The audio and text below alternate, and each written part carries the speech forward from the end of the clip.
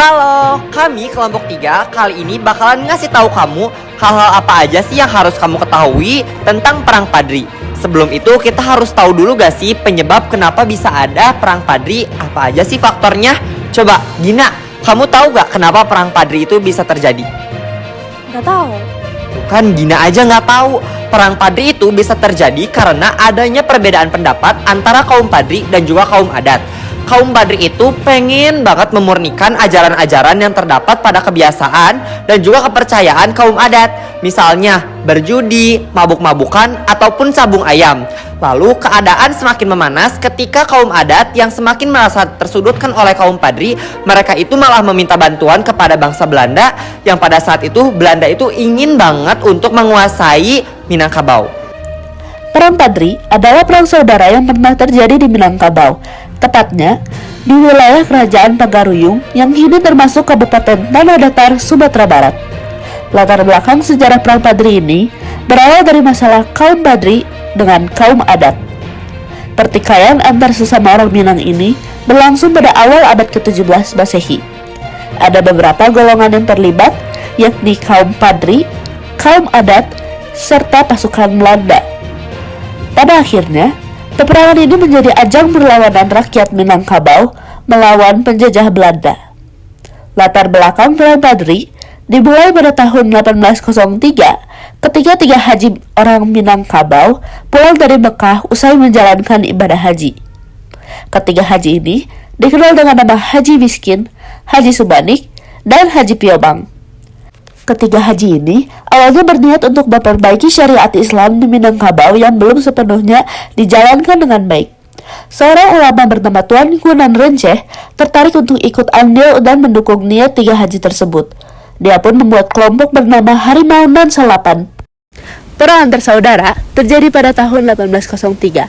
Namun, puncak peperangan ini terjadi pada tahun 1815, yang dimana pada saat itu, kaum Padri dipimpin oleh Tuanku Pasaman yang sedang menyerang Kerajaan Pagaruyung.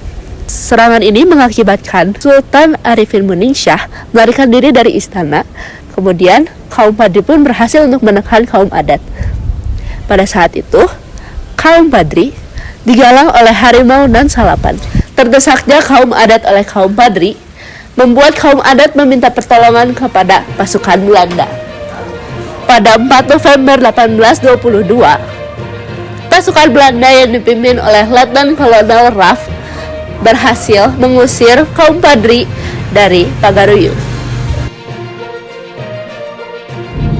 Pada 15 November 1825, disepakati perjanjian Masang, yaitu periode gencatan senjata yang disepakati oleh pasukan Belanda dan kaum Padri. Pada saat itu, pasukan Belanda tengah menghadapi perang, baik itu di Eropa maupun di Jawa, yang sangat menguras dana pemerintah. Pada saat itu pula, Tuanku Imam Bonjol berusaha untuk memulihkan kekuatan dan mengajak kaum adat kembali bersatu untuk melawan penjajah yang sesungguhnya, yaitu Belanda. Sehingga muncullah suatu kesepakatan yang bernama Plakat Puncak Pato di Bukit Parapalam di Kabupaten Tanah Datar. Berakhirnya perang di Ponorogo pada tahun 1830 membuat Belanda memulihkan kembali kekuatannya dan kembali mencoba untuk menundukkan kaum Padri. Belanda kemudian membuat benteng-benteng pertahanan di daerah Bukit Tinggi yang dinamai dengan benteng Fort de Kock.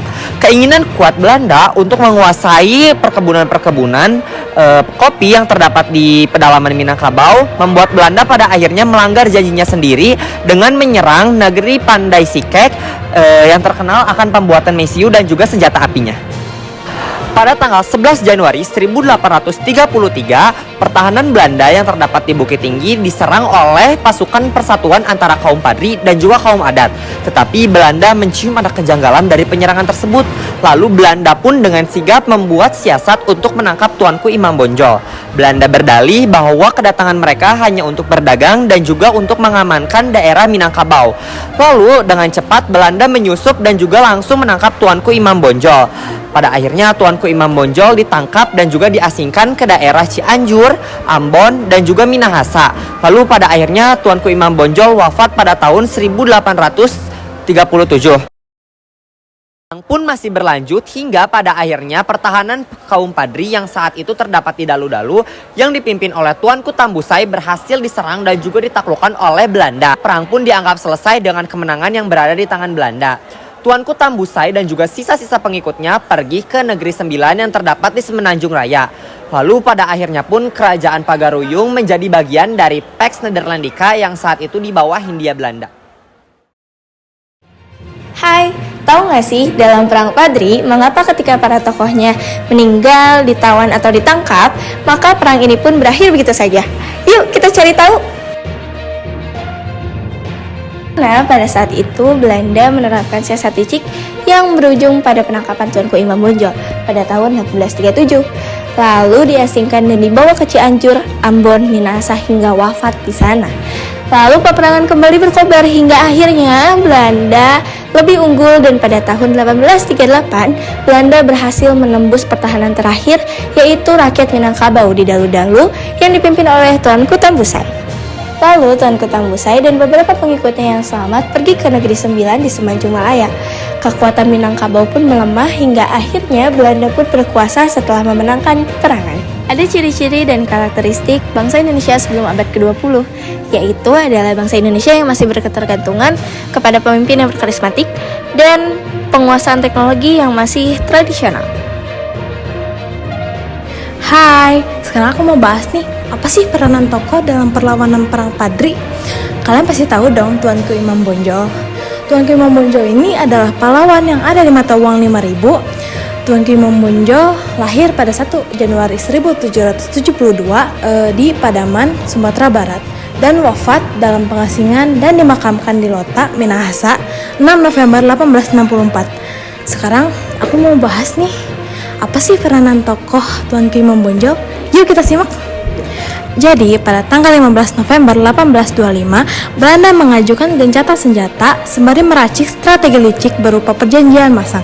Pada saat gencatan senjata inilah, peranan Tuanku Imam Bonjol yang notabene-nya adalah pemimpin kaum Padri mencoba mengajak kaum adat untuk bersatu karena lawannya sesungguhnya itu adalah penjajah Belanda. Dan terjadilah perubahan perang pada tahun 1833 di mana perang berubah antara kaum adat dan kaum Padri melawan Belanda. Kedua pihak saling bahu-membahu melawan Belanda, padahal yang dulunya dua pihak ini tuh saling bertentangan.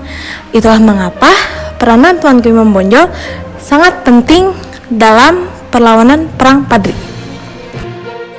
Dengan kekalahan kaum Padri, Belanda kemudian menguasai seluruh kekuasaan Sumatera Barat dengan kebijakan yang sangat menyengsarakan. Belanda menerapkan sistem kerja paksa di mana masyarakat menyerahkan hasil panen kepada Belanda.